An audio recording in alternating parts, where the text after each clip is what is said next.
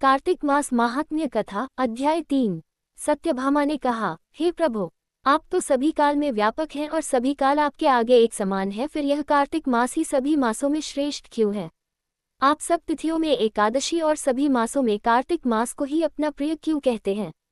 इसका कारण बताए। भगवान श्री कृष्ण ने कहा, हे भामिनी, तुमने बहुत अच्छा प्रश्न किया है, मैं तुम्हें इसका उत्तर देता हूँ, ध्यानपूर्वक सुनो।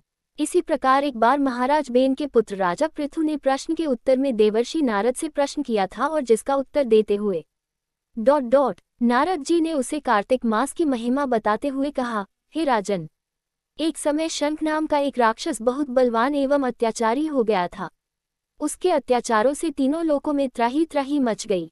उस शंखासुर ने स्वर्ग में निवास करने वाले देवताओं पर विजय प्राप्त कर इंद्रादि देवताओं एवं लोकपालों के अधिकारों को छीन लिया। उससे भयभीत होकर समस्त देवता अपने परिवार के सदस्यों के साथ सुमेरु पर्वत की गुफाओं में बहुत दिनों तक छिपे रहे। तत्पश्चात वे निश्चिंत होकर सुमेरु पर्वत की गुफाओं में ही रहने लगे। उधर जब शंखासुर को इस बात का पता चला कि देवता आनंदपूर्वक सुमेरु पर्वत की गुफाओं में निवास कर रहे हैं, तो उसने सोचा कि कोई दिव्य शक्ति अवश्य है जिसके प्रभाव से अधिकारहीन ये देवता अभी भी बलवान है। सोचते सोचते वह इस निर्णय पर पहुंचा कि वेद मंत्रों के बल के कारण ही देवता बलवान हो रहे हैं। यदि इनसे वेद छीन लिए जाएं तो वे बलहीन हो जाएंगे। विचार कर शंखासुर ब्रह्माजी के सत्यलोक से शीघ्र ही वेदों को हर लाया।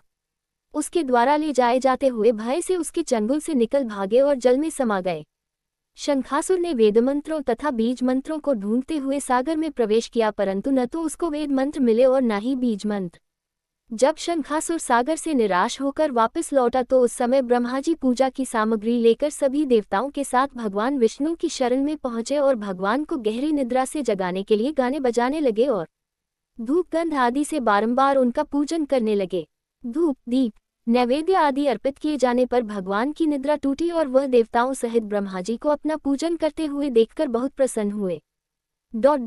तथा कहने लगे, मैं आप लोगों के इस कीर्तन एवं मंगलाचरण से बहुत प्रसन्न हूँ। आप अपना अभीष्ट वरदान मांगिए, मैं अवश्य प्रदान करूँगा। जो मनुष्य आश्विन शुक्ल की एकादशी से देवोत्थान एकादशी तक ब्रह्ममुहूर्त में उठकर मेरी पूजा करेंगे, उन्हें तुम्हारी ही भांति मेरे प्रसन्न होने के कारण सुख की प्राप्ति होगी। आप लोग जो पाद्य, अर्घ्य, आचमन और जल आदि सामग्री मेरे लिए लाए हैं, वे अनंत गुणों वाली होकर आपका कल्याण करेगी। शंखासुर द्वारा हरे गए संपूर्ण वेद जल में स्थित हैं। मैं सागर पुत्र शंखासुर का वध करके उन वेदों को अभी लाए देता हूँ। आज से मंत्र, बीज और वेदों सहित मैं प्रतिवर्ष कार्तिक मास में जल में विश्राम किया करूँगा। अब मैं मत्स्य का रूप धारण करके जल में जाता हूँ।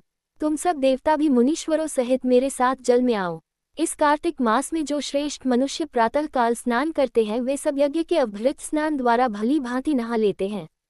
हे देवेंद्र, कार्तिक मास में व्रत करने वालों को सब प्रकार से धन, पुत्र पुत्री आदि देते रहना और उनकी सभी आपत्तियों से रक्षा करना। हे धनपति कुबेर, मेरी आज्ञा के अनुसार तुम उनके धन धान्य की वृद्धि करना, क्योंकि इस प्रकार का आचरण करने वाला मनुष्य मेरा रूप धारण करके जीवन मुक्त हो जाता है। जो मनुष्य जन्म से लेकर मृत्यु पर्यंत विधिपूर्वक इस उत्तम व्रत को करता है, वह आप लोगों का भी पूजनीय है। कार्तिक शुक्ल पक्ष की एकादशी तिथि को तुम लोगों ने मुझे जगाया है, इसलिए ये तिथि मेरे लिए अत्यंत प्रीतिदायिनी और माननीय है। हे देवताओं, ये दोनों व्रत नियम पूर्वक करने से मनुष्य मेरा सानिध्य प्राप्त कर लेते हैं। इन व्रतों को करने से जो फल मिलता है वह अन्य किसी व्रत से नहीं मिलता। अतः प्रत्येक मनुष्य को सुखी और निरोग रहने के लिए कार्तिक महात्म्य और एकादशी की कथा सुनते हुए उपर्युक्त नियमों का पालन करना चाहिए।